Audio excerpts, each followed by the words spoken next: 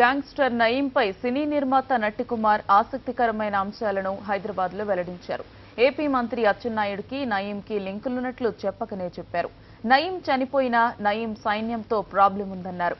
మంత్రులు పోలీసుల సహకారంతో నయీం ఆంధ్రలో కూడా దందా నడిపారని వెల్లడించారు. ఇప్పటికీ నయీం గ్యాంగ్ ఆగడాలు కొనసాగుతున్నాయని ఆవేదన వ్యక్తం చేశారు. నా థియేటర్ లాక్కున్న సమయంలో మంత్రి అచ్చెన్నాయుడిని దృష్టికి తీసుకువెళ్లానని, ఆ తర్వాత లింకులు తెలుసుకుని బిత్తరపోయానని అంటున్నారు నట్టికుమార్. దారబండ పోలీస్ స్టేషన్లో 10 కోట్ల రాబరీలో అచ్చెన్నాయుడికి సంబంధాలున్నాయని ఆరోపించారు. ఈ కేసులో దొంగలను తప్పించేందుకు అచ్చెన్నాయుడు ఒడిశా హోం మినిస్టర్తో పాటు ఎస్పీకి ఫోన్ కాల్ చేసి ఆయన మాట్లాడారని ఆరోపిస్తున్నారు. తన దగ్గర ఆధారాలు కూడా ఉన్నాయని వెల్లడిస్తున్నారు నట్టికుమార్. ఆంధ్ర సీఎం చంద్రబాబు కూడా నయీం కేసుపై విచారణ జరిపించాలని డిమాండ్ చేశారు. మనసులో నయీం దగ్గర ఉన్న యాక్షన్ టీము, నయీం దగ్గర ఉన్న బ్యాచ్, నయీం దగ్గర ఉన్న సైన్యం చనిపోలేదు, చనిపోరు కూడా. అంటే దానికి ఆ రోజు పెట్టలేదు, ఈరోజు పెట్టారు అంటే 2 కారణాలు ఉన్నాయి. ఏ పోలీసు వాళ్ళు కేసు తీసుకున్నారు, ఏ సిపి కేసు తీసుకున్నాడు, ఏ సలహాలు ఇచ్చారు, ఎవరు ఏం చేశారు, ఈరోజు నా డిఆర్టీ ఎందుకు లాక్కున్నారు, లాక్కుంటే సిఐ ఏం చేశాడు, దగ్గరుండి సిఐ ఏం చేశాడు, డిఎస్పీ ఏం చేశాడు, అక్కడ మొత్తం టోటల్గా ఎస్ఐ ఏం చేశాడు అని చెప్పడం కోసం క్లియర్ కట్గా. ఇలాగే సినిమా ఇండస్ట్రీలో ఉన్న లింకులు ఏంటి, సినిమా ఇండస్ట్రీలో కూడా ఎందుకు లింకులు ఉన్నాయి, ఆ లింకులతో సైతం మొత్తం పేర్లు కూడా చూస్తున్నా, టీవీలో చూస్తున్నాయి. ఈ మధ్యన చిన్న సినిమా కింద నుంచి పైకి వచ్చారు, 8.5 కోట్ల రూపాయలు తీసుకున్నారన్నారు. అది మీకు తెలిసిన నిజం కాదు అనేది నాకు తెలిసిన నిజం నేను చెప్తా. అన్నీ కూడా వివరంగా చెప్పడానికే మీ దగ్గరికి వచ్చా. తర్వాత నేను అన్నీ చెప్పిన తర్వాత మీరు ఏ ప్రశ్న అడిగి నాకు వచ్చిన సమాధానం చెప్తాను. నాకు ఒక ఇన్ఫర్మేషన్ వచ్చింది. ఇప్పుడు ప్రజెంట్ 2 సార్లు కాంగ్రెస్ ఎమ్మెల్యే, ప్రజెంట్ టీఆర్ఎస్లో ఉన్నాడు, నా మిత్రుడు. నాకు అక్కడ జరిగిన సిచ్యువేషను ఇమీడియట్లీ ఇలా జరుగుతుంది, నీది ఏదో ఆర్థిక లావాదేవీలు వస్తే పలానా దగ్గరికి నయీం దగ్గరికి వచ్చింది, ఆ మనుషులు నేను కిడ్నాప్ చేయడానికి, కాగితాలు రాయించుకోవడానికి వాటికి వెళ్తున్నారు అనే దానికి నాకు ఇన్ఫర్మేషన్ తెలిసిన తర్వాత నేను అలర్ట్ అయ్యాను. అలర్ట్ అయిన తర్వాత ఒక సైట్ నేను నేను కొంచెం బ్యాలెన్స్ ఉన్నాను, నేను ఆటోమేటిక్గా వాళ్ళకి నాకు రేట్ ఏదో కుదరలేనప్పుడు ఇక్కడ కూర్చున్నప్పుడే నాకు వాళ్ళకి రేటు కుదిరితే నేను అన్నాను, మీ డబ్బుల కోసం కావాలంటే మీ సైట్ నేను కొంత ఇస్తానని చెప్పేసాను. రేటు కుదరలేదు. కుదురుతున్నప్పుడు వాళ్ళు ఏమన్నారంటే, మీరు కాగితాలు ఇస్తే మాకు నయీం మనుషులు ఉన్నారు, మీరు అక్కడ ఎంక్వైరీ చేసుకొని తీసుకుంటారు, మీరు ఎంక్వైరీ చేసుకుంటారు, మేము ఇమీడియట్ స్పాట్ పేమెంట్ ఇస్తాం, అది ఏదో అన్నారు. ఒక రాష్ట్రానికి పెద్ద వ్యక్తి, ఒక బిగ్గెస్ట్ ఒక వర్గానికి నేత కూర్చున్నాడు అక్కడ. దేవుడు యేసుప్రభు నన్ను ఎందుకో కాపాడాడు, డాక్యుమెంట్స్ నా దగ్గర ఉన్నాయి. కాకపోతే రేపు మార్నింగ్ నాకు ఎప్పుడైతే రేపు మార్నింగ్ ఇస్తానని చెప్పి, అప్పుడు దాకా నాకు ఈ విషయం చెప్పలేదు. జస్ట్ ఎప్పుడైతే ఉన్నారో మా మనుషులు ఉన్నారో అక్కడ ఇమీడియట్లీ ఎంక్వైరీ చేసుకొని మీకు రేపే మా బ్యాలెన్స్ తీసుకొని తగ్గ డబ్బులు ఇస్తామని ఎప్పుడైతే వచ్చిందో దాన్ని నేను అక్కడ ఖండించి, నాకు అక్కడ లేదు, రేపు ఉదయం డాక్యుమెంట్స్ లాకర్లో ఉన్నాయి ఇస్తానని చెప్పి అక్కడి నుంచి తప్పించుకోవడం జరిగింది. ఇవన్నీ జస్ట్ 1.5 month 2 months బిఫోర్ జరిగిన విషయాలే. అంటే ఇవన్నీ 2 months బిఫోర్ జరిగిన విషయాలే. సార్ ఈ విధంగా జరుగుతుంది. మరి ఈ విధంగా జరుగుతున్నప్పుడు నేను ఎవరికి ఇమ్మంటారు, ఏంటిమ్మంటారంటే, నేను ఏమీ తీసుకోలేను, ఇది సివిల్ డిస్ప్యూట్. సార్ వెపన్ పెడితే కూడా సివిల్ డిస్ప్యూట్ అని అడిగా. ఐ నో దట్, నేనేమీ చేయలేను, మీరు ఏదైనా ఉంటే సెటిల్మెంట్లు చేసుకోండి అని ఆయన సిపిఐ చెప్తే, ఇక దానికి ఆన్సర్ ఎక్కడుంటుందనేది ఒకటి. ఏసీపీ రమణమూర్తి విశాఖపట్నం మొన్నటిదాకా ఏసీపీగా చేశాడు. అంతకుముందు భువనగిరి సీఏ చేశాడు, మల్కాజ్గిరి చేశాడు, వైజాగ్ ఏసీపీ చేశాడు. మరి ఆ వ్యక్తి ఈయనకి ఎంత దాకా చేశాడు, ఎంత దాకా ఉన్నాయనేది మరొకటి. అలాగే ఇప్పుడున్న అక్కడ ఉన్న పోతుల మల్లైపాలెం ఏసీపీ అవ్వచ్చు, మధు అవ్వచ్చు, ఇంకొకరు అవ్వచ్చు అంటే పేర్లు డైరెక్ట్గా చెప్తున్నాను. ధైర్యం ఉంటే అది ఎంక్వైరీ చేసుకోమనండి, అది వాస్తవమా కాదా, విశాఖపట్నంలో దందాలు జరిగాయా లేదని తేలుతుంది ఒకటి. అలాగా ఎందుకు మరి దాన్ని డిపార్ట్మెంటే వాళ్ళకి సపోర్ట్ చేసేస్తే ఇంకెవరి దగ్గరికి వెళ్ళి చెప్పుకోవాలి? ఒక రాష్ట్ర మంత్రులే వాళ్ళకి సపోర్ట్ చేస్తుంటే ఇంకెవరి దగ్గరికి వెళ్ళి చెప్పుకోవాలి? ఇంకెవరి దగ్గరికి వెళ్ళి మనం చెప్పుకోవాల్సిన పరిస్థితి ఏర్పడుతుంది. నా థియేటరు చాలామందికి తెలియని కోణం. చాలామంది ఏమనుకుంటున్నారంటే ఓన్లీ రియల్ ఎస్టేట్ దంద చేస్తున్నాడండి. విజయవాడ నుంచి అప్ టు ఉత్తరాంధ్ర దాకా ఏ క్యాంటీన్లు అయితే ఉన్నాయో, ఏ థియేటర్స్ అయితే ఈరోజు కన్స్ట్రక్షన్స్ చేస్తున్నారో, టోటల్ మనీ ఈజ్ నయీం. నయీంది. ఒక వ్యక్తి జగ్గిరెడ్డి అనే వ్యక్తి ఉత్తరాంధ్రలో మొత్తం టోటల్ థియేటర్స్ అన్ని మీకు 3 monthsలో కన్స్ట్రక్షన్ చేస్తాడు. డైలీ ఒక్కొక్క క్యాంటీన్కి 50,000 నుంచి ₹1,00,000 కలెక్షన్ వస్తుంది. అది క్యాష్ రూపంగానే వెళ్తుంది. అలా మీకు ఉత్తరాంధ్రలో ఇంచుమించు దాదాపు మీకు ఉత్తరాంధ్ర, ఈస్ట్ గోదావరి, వెస్ట్ గోదావరి, కృష్ణా జిల్లాలో రోజుకి నాకు తెలిసి 4 కోట్ల 5 కోట్ల రూపాయలు క్యాష్ వెళ్తుంది. ఒక్కటి కూడా మీకు బ్యాంక్ ట్రాన్సాక్షన్ జరిగింది. జగ్గిరెడ్డి అనే పేరు మీరు కావాలంటే ఎవరి క్యాంటీన్లు పిలా గోవింద్ అని ఎమ్మెల్యే వాళ్ళ థియేటర్స్ మరి 3.5 కోట్లు పెట్టి మరి ఏ వైట్ మనీ తీసుకొచ్చి క్యాష్ రూపంగా చేశాడు. అనకాపల్లిలో ఈరోజు 5 థియేటర్లు చేశాడు. మరి ఆయన తిరిగే స్విఫ్ట్ కారులో ₹1 జోబిలో ఉండదు, కానీ పర్ డే 5 crores మరి మెయింటైన్ చేస్తాడు. మరి ఆ వ్యక్తి మరి ఎలా మెయింటైన్ చేస్తున్నాడు, ఆయన వెనకాల ఎంతమంది బ్యాక్గ్రౌండ్ ఉంది, మరి ఎవరి బ్యాక్గ్రౌండ్ ఉంది.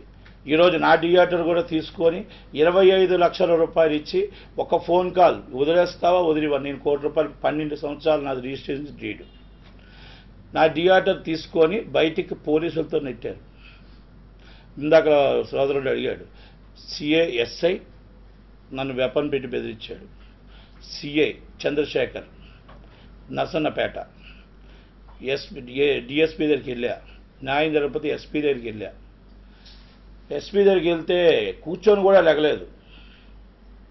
ఏదో డిస్ప్యూట్స్, సివిల్ డిస్ప్యూట్ ఉంటుంది కదా, ఏమైనా ఉంటే అచ్చెన్నాయుడు ఫ్లైట్లో కనబడితే అచ్చెన్నాయుడికి చెప్పాను, డిస్ప్యూట్ ఉంటే ఏదో ఉంటే మీరు సెటిల్ చేసుకోండమ్మా. ఆఖరికి 25 లక్షల రూపాయలు ఇచ్చారు. నా 12 సంవత్సరాలు లీజు థియేటర్కి 25 నరసన్నపేట థియేటర్ వెంకటేశ్వర మహాల్. ఒక ఎస్ఐ, ఒక డిఎస్పీ. ఎస్పీ దగ్గరికి వెళ్తే కూడా ఏమీ చేయలేమని చెప్పాను నేను. సార్ ఇలాగే బెదిరించి ఏమీ చేయలేమని చెప్పారు. ఎస్పీ దగ్గరికి వెళ్ళలేదని కదా, ఎస్పీ దగ్గరికి వెళ్ళాం. ప్రెస్ మీట్ పెట్టొచ్చు కదా అని ఆ రోజే చెప్పొచ్చు. ఏం ప్రెస్ మీట్ పెడతాం? ప్రెస్ మీట్ పెట్టి పరిస్థితికి వస్తే ప్రెస్ మీట్ పెడితే ప్రెస్లో వేసే పరిస్థితులు లేరు. అకౌంట్స్ ఉండాలి కదా. ఈరోజు నేను ఒకటి విశాఖపట్నంలో మీకు నెట్వర్క్ ఉంది కదా, ఏ క్యాంటీను ఎవరిది ఇవ్వకపోతే ఏం జరుగుతుంది? ఇవ్వకపోతే ఏముండదు. క్యాంటీన్ కానీ థియేటర్ కానీ అక్కడ ఇవ్వకపోతే ఒక ఫోన్ కాల్ వస్తుంది, రెండో రోజు ఇస్తున్నారు. ఏ రెంట్ ఇస్తున్నారు, ఏంటి ఇచ్చేస్తున్నారు. ఇప్పుడు నాది ఉంది ఒక థియేటర్, వాళ్ళ 3 థియేటర్లు వాళ్ళ వైపు ఉన్నాయి. అక్కడ నర్సన్నపేటలో 3 థియేటర్లు ఆ మనిషి ఉండి నా ఒక్క థియేటర్ లాక్కున్నప్పుడు 4 థియేటర్లు అయ్యాయి వాళ్ళకి. ఇలా మెయింటైన్ చేస్తున్న ఈ జగ్గిరెడ్డిని ఎవరో ఏం చేయలేకపోతున్నారు. ఒక స్విఫ్ట్ కార్లో తిరుగుతాడు. ఆయన అకౌంట్లో 10,000 15,000 అకౌంట్లో క్యాష్ ఉంటుంది అంతే. క్యాష్ మొత్తం టోటల్ విశాఖపట్నంలో థియేటర్లే కదా, కాకినాడ, రాజమండ్రి, రామచంద్రపురం, సాలూరు, అప్ టు ఇచ్చాపురం. ఇది ఒకటే దంద కాకుండా ఒరిస్సా దాకా ఉంది. ఇక చాలా విషయాలు ఉన్నాయి. నాట్ ఓన్లీ ఒక స్మాల్ ఇష్యూసే కాదు. నేను దీనికి పెట్టడానికి, నేను చావడానికి సిద్ధంగా ఉన్నాను, దేనికైనా సిద్ధంగా ఉన్నాను. దేనికి నేనే భయపడుతూ దీనికోసమే పెట్టలేదు, ఏ రోజు భయపడలేదు కూడా, భయపడను కూడా. చెప్పాను. చెప్తే పట్టించుకునే ఉంటేనే కదా. ఏసీబీ రావణమూర్తి దగ్గరికి వెళ్ళాను, నీకు 20 లక్షలు క్యాష్ ఇప్పించమంటావా అని అడిగాడు నన్ను. నువ్వు వద్దు బ్రాస్, కేసులు వద్దు, క్యాష్ ఇప్పించమంటావా అని అడిగాడు. ఇంకెవరి దగ్గరికి వెళ్ళాలి? సిపి కంటే ఇంకెవరైనా పెద్దవాళ్ళు ఉన్నారా? బయటకి ఐజీ దగ్గరికి వెళ్తే రానివ్వరు, డీజీపీ దగ్గరికి వెళ్తే రానివ్వరు. ఒక మినిస్టర్ ఇంట్లో ఉంటారు. అచ్చెన్నాయుడికి చెప్తేనే అచ్చెన్నాయుడు వచ్చి ఏదో కూర్చొని సెటిల్ చేసుకోండి అని చెప్తే ఫ్లైట్లో నేనేం మాట్లాడాలి? ఇంకా దానికి అంతకన్నా ఇంక వేరే విషయాలు ఏం లేవు కదా. మీకు ఒరిస్సాకు లింక్ ఉంది.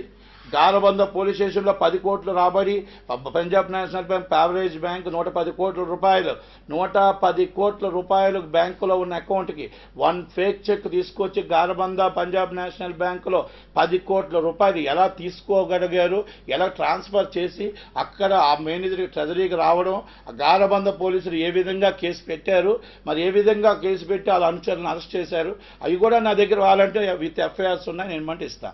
అంటే 10 కోట్ల రూపాయలు ఒక బ్యాంక్ నుంచి, ఒక స్మాల్ బ్యాంక్, రోజుకి 2 లక్షలు జరిగే ఒక ఒరిస్సా స్టేట్ అంటే నక్సలైట్ ఏరియా, ఎవరైనా వెళ్తారా? నేనే వెళ్ళకపోయా, భయపడ్డా. అంటే అలాంటి ఏరియాలో 10 కోట్ల రూపాయలు ట్రాన్స్ఫర్ చేసి ఆర్టీజీఎస్ చేసేద్దాం అనుకున్న సమయానికి అది పోలీసులు అటాక్ చేసి గ్రైండ్స్ దళాలకి అటాక్ చేసి పట్టుకున్నారు. మరి 5గురిని పట్టుకున్నారు, అరెస్ట్ చేశారు. అది శ్రీకాకుళం జిల్లా.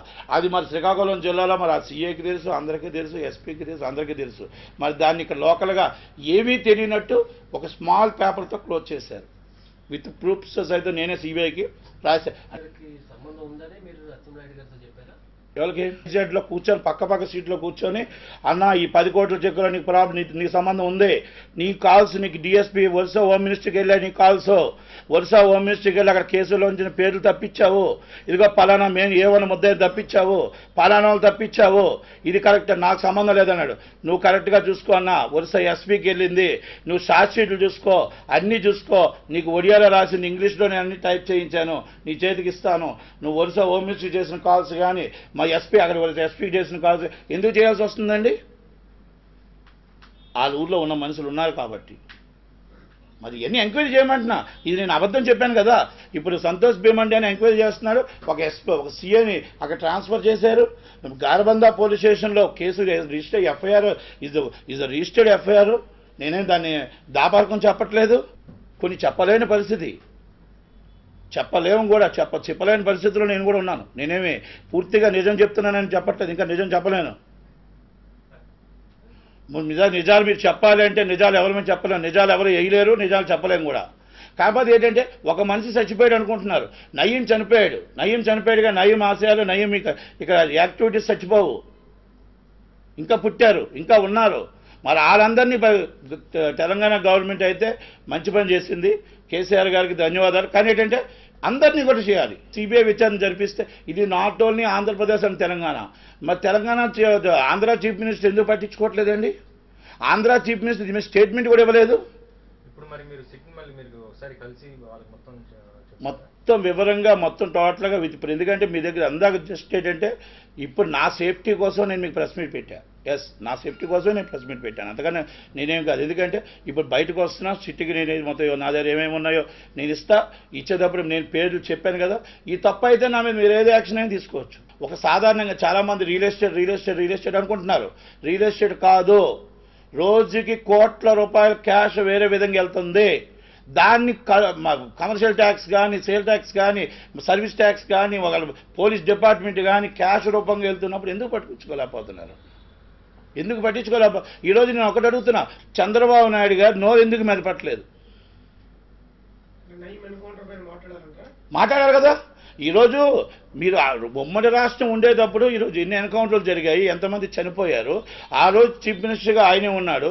మరి అంత జరిగేటప్పుడు ఈరోజు ఒక్క విషయం, నయీం ఎన్కౌంటర్ మీద విచారణ జరిపిస్తాను, ఇక్కడ విచారణ చేశారు, షిఫ్ట్ చేశారు, అక్కడ విచారణ జరిపిస్తాను, వాళ్ళ మనుషులు ఎంతమంది ఉన్నారు, విశాఖపట్నం స్మార్ట్ సిటీలో ఎంతమంది ఉన్నారు, మా పోతురమల్లిపాలెంలో మొత్తం ఒక రౌడీ షీటర్లు ఎంతమంది ఆయన చేతులు అనుచరులు ఉన్నారు, ఎంతమంది ఉన్నారు, వాళ్ళందరూ ఎందుకు మరి వాళ్ళందరినీ ఎందుకు చేయలేకపోతున్నాం, సిపికి ఎందుకు ఆదేశాలు ఇవ్వలేకపోతున్నాం? అందుకు చీఫ్ మినిస్టర్ ఇస్తేనే కదా ఎవరికైనా ధైర్యం వస్తుంది. జరుగుతున్న దాని మీద నేను అడగట్లేదు, ఎన్కౌంటర్ జరిగిన మీద స్ట్రిక్ట్ ఇన్వెస్టిగేషన్ చేస్తుంది. ఆ స్టేట్ గవర్నమెంట్లో ఏమేమి ల్యాండ్లు, ఎక్కడెక్కడ గవర్నమెంట్కి నష్టం వచ్చింది, ఎక్కడెక్కడ దొందలు జరిగాయి, ఎక్కడెక్కడ ఏం జరిగింది, అసలు ఏ పోలీసులు ఇన్వాల్వ్మెంట్ ఉన్నారు, ఏం జరుగుతుంది అనేది ఇన్ఫర్మేషన్ అనేది 100% విచారణ జరిపించాల్సిన బాధ్యత ఆంధ్రప్రదేశ్ గవర్నమెంట్కి లేదా? ఎన్కౌంటర్ మీద విచారణ జరిపించమని. ఎన్కౌంటర్ అఫెన్స్ తెలంగాణ జరిగింది ఆల్రెడీ. నేను ఎందుకు చేయరు? చంద్రబాబు నాయుడు గారు విచారణ జరిపించారు కదా. ఇప్పుడు విచారణ జరిపించాను ఎందుకున్నారంటే ఈరోజు ఇక్కడ సినిమా ఫీల్డ్లో ఇప్పుడు ఇంకొక విషయం మీకు ఇక్కడి నుంచి వైజాగ్ ఎందుకు నేను విచారణ జరిపించమంటున్నానో కూడా ఇప్పుడు మీకు చెప్తాను. ఈ సినిమా కోణం నుంచి విశాఖపట్నానికి ఎందుకు చేయించమంటున్నారో కూడా నేను ఇప్పుడు చెప్తాను.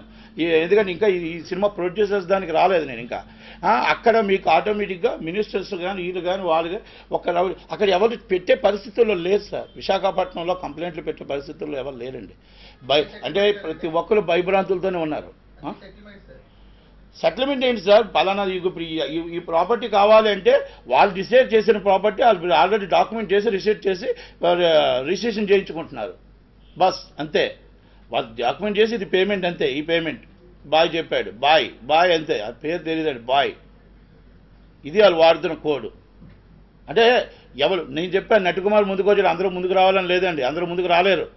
బండ్ల గణేష్ 8.5 కోట్ల రూపాయలు బెదిరించి తీసుకున్నారంటారు, ఏదో పేపర్లో చూసా, టీవీలో చూసా, చిన్న నుంచి వచ్చాడు పైకి అంటారు. బండ్ల గణేష్ అనేవాడు డబ్బులు తీసుకోలేదు, డబ్బులు ఇవ్వలేదండి. బండ్ల గణేష్ అనేవాడు సచిన్ దగ్గర 20 కోట్ల రూపాయలు అప్పు చేశాడు. సచిన్ జోషి దగ్గర అప్పు చేశాడు. బొంబాయి లింక్స్, ఆ బొంబాయి లింక్స్ సచిన్ జోషి అనేవాడు నయీంకి చెప్పాడు. నయీం ఈ డబ్బులు వసూలు చేశాడు.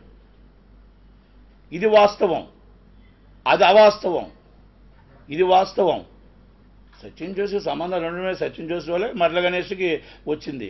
ఈరోజు బండ్ల గణేష్ ఇప్పుడు మీకు నయీం అనే వ్యక్తి ఫైనాన్స్ రూపంలో సినిమా ఫీల్డ్లో తిరుగుతున్నదే తప్ప ఆయన ఎవరి దగ్గర డిమాండ్ చేయలేదు. ఆయనకు అమ్మాయిలను ఎవరు సప్లై చేస్తున్నారో, ఆయనకు కావాల్సిన ఏం కావాలో అవి ఇక్కడ చేసుకుంటున్నారు. అది ఆయన ఎక్కడ వాడుకోవాలి అక్కడ వాడుకున్నాడు మనుషుల్ని. అన్ని దిక్కలా డబ్బులు డిమాండ్, సినిమా ఫీల్డ్లో డబ్బులు డిమాండ్ చేస్తే డబ్బులు ఇచ్చేవాళ్ళు అందరూ ముష్టిలో డబ్బులు ఇచ్చేవాళ్ళు ఎవరు లేరండి ఇక్కడ. అందరూ డబ్బులు ఇచ్చేవాళ్ళు మీకు కూడా తెలుసు, నేనేం చెప్పాల్సిన అవసరం లేదు.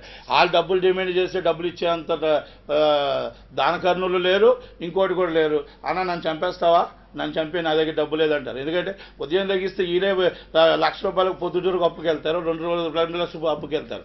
అక్కడ ఎవరిని నయ్యం ఎలా ఉపయోగించుకోవాలో ఇక్కడ సినిమా ఫీల్డ్. ఇక్కడ ఆయనకి కావాల్సింది ఏంటి, లేడీస్. ఎవరిని పట్టుకుంటూ అవుతుంది పని. ఆ పని చేసుకున్నాడు, ఆ పని చేసుకుంటున్నాడు, పని మొదలు పెట్టుకున్నాడు. ఆ పని మొదలు పెట్టుకున్న దాంట్లో ఇప్పుడు దాంట్లో కొంతమంది ఉన్నారు, కొంతమంది వ్యాపారం చేశాడు. ఆల్రెడీ సి కళ్యాణ్ ఉన్నాడు. సి కళ్యాణ్ అందరికీ తెలిసిన విషయమే. అశోక్ కుమార్ విశాఖపట్నం ల్యాండ్లో కొంటున్నాడు. ఎక్కడి నుంచి తీసుకొచ్చి ఎలగలకు కొన్నాడండి? ఈరోజు మరి ఇప్పుడు అందరు మొత్తం టోటల్గా అక్కడ మినిస్టర్ ఉన్నాడు అశోక్ కుమార్ చాలా అందంగా కనబడతాడు బయటికి. ఈరోజు బొరగోలు శివరామకృష్ణ సైట్ ఉంది మన కావురీల్స్ దాంట్లో. ఆ సైట్కి మనుషులు మొన్నటిదాకా కాపలా ఇవ్వాలండి, నయ్యం మనుషులు కాదా? డిస్ప్యూట్ సైట్ అందరికీ తెలిసిన విషయమే. లాస్ట్ టైం సిబిసిఐడి కూడా ఎంక్వైరీ చేసింది. 600 మంది సైన్యం ఉన్నారు. విశాఖపట్నంలో 200 మంది ఉన్నారు. ఇప్పుడున్న సిపి చాలా వెరీ వెరీ స్ట్రిక్ట్. కానీ ఆయనకి తెలియకుండానే పోలీస్ స్టేషన్లో పోస్టులు వేశారు. మీకు నర్సన్నపేట ఇష్యూ ఎలాగొచ్చిందనేది ఒకటే విషయం చెప్తా. నయీం అక్కడ ఎందుకు ఎంటర్ అయ్యాడు, అచ్చెన్నాయుడు ఎందుకు ఎంటర్ అయ్యాడు అనేది. అక్కడ ఒక పవర్ ప్లాంట్ వస్తుంది, మీకు ఐడియా ఉందో లేదో. పవర్ ప్లాంట్లో దాంట్లో ఆయన ఇన్వాల్వ్మెంట్ ఉందా లేదా అనేది ఒక్కసారి అర్థం చేసుకోండి నయ్యంది. అంటే ఇంకా నేను చెప్పాలనేది చెప్పే సమయం వచ్చేది చెప్తాను. అంటే అక్కడ పవర్ ప్లాంట్ ఉన్నది. నయ్యం నర్సన్నపేట అనేది స్మాల్ సెంటర్, కానీ కొన్ని కోట్లు 100 కోట్లు టర్న్ ఓవర్ అవుతుంది అక్కడికి నయ్యం గ్యాంగ్ ఎందుకు వెళ్ళింది? పవర్ ప్లాంట్కి నయ్యం గ్యాంగ్ ఎందుకు వెళ్ళింది? పోలీసు వాళ్ళు నిశ్చంతగా ఎందుకున్నారు? అచ్చెన్నాయుడు గారు ఆ పవర్ ప్లాంట్ మీద ఏమీ సమాధానం చెప్పలేకపోయాడు, ఏ ప్రెస్ మీట్ ఇవ్వలేకపోయాడు. ఎందుకు ఇవ్వలేకపోయారండి?